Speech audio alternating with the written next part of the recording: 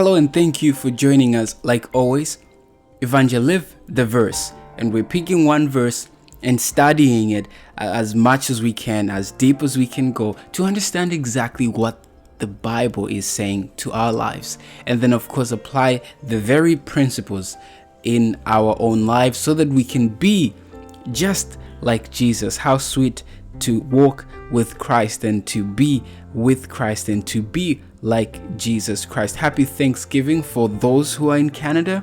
And let's get into the verse of the day. Our title is Think Upon These Things. Right thinking, our only security.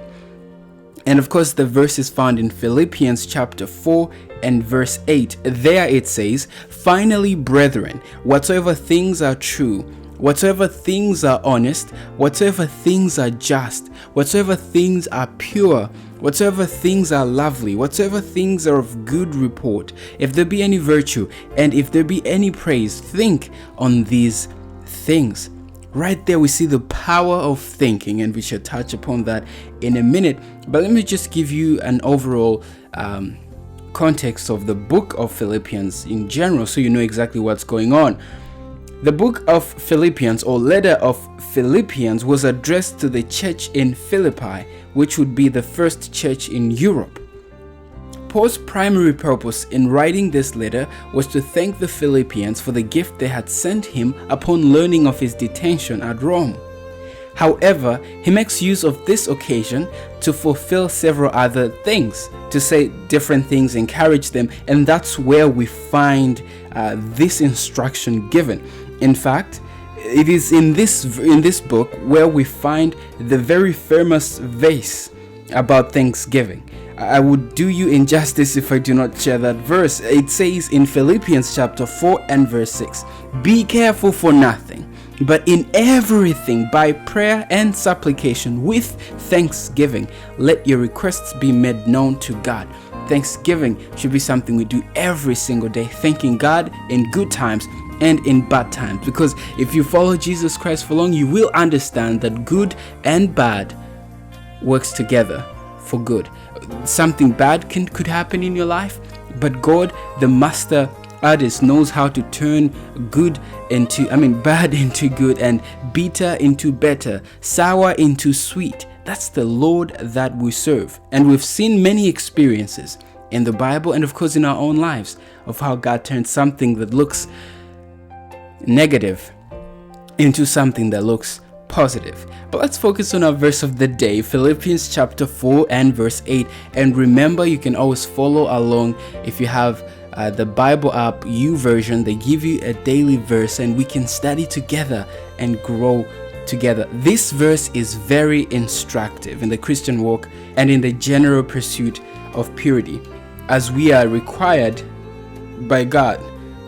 We saw in the other verse in 1 Peter, it says, "Be ye holy, even as I am holy, for it is written, be holy even as I am holy." And also we are instructed in the Beatitudes.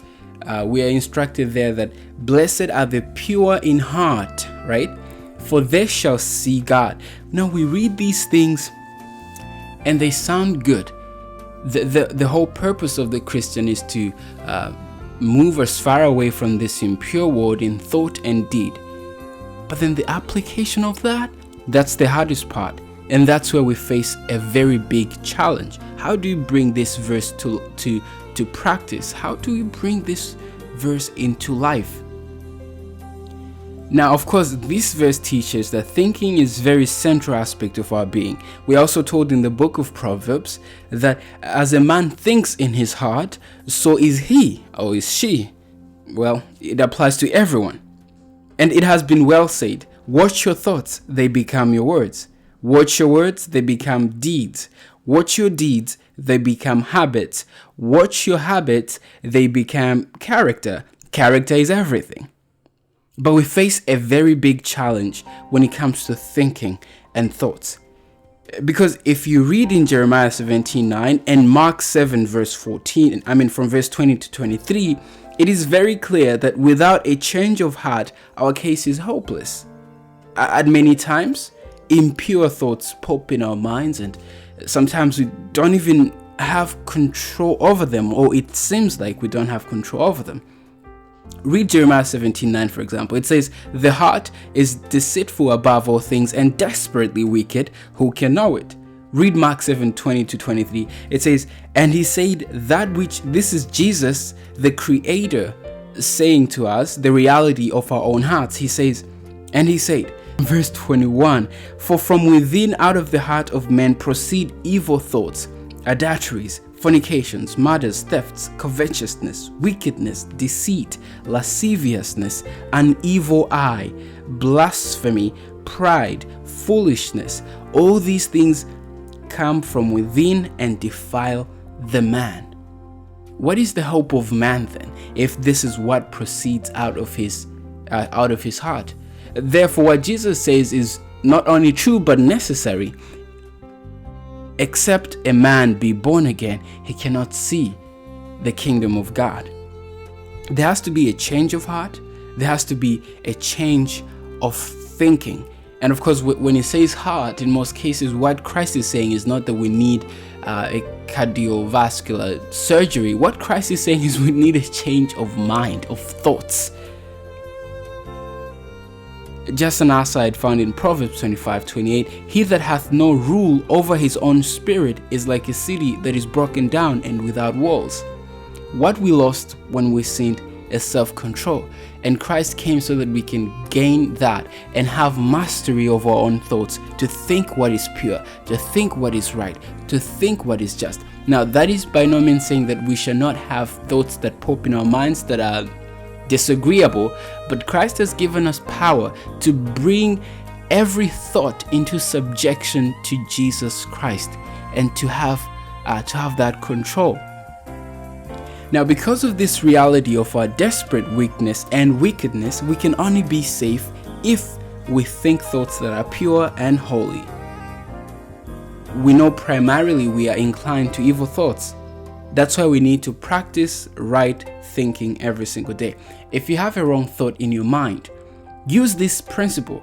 This should be your check of every thought. Ask yourself, is this thing true? If it's not true, dispense it. Is it honest? Is it just? Is it pure? Is it lovely?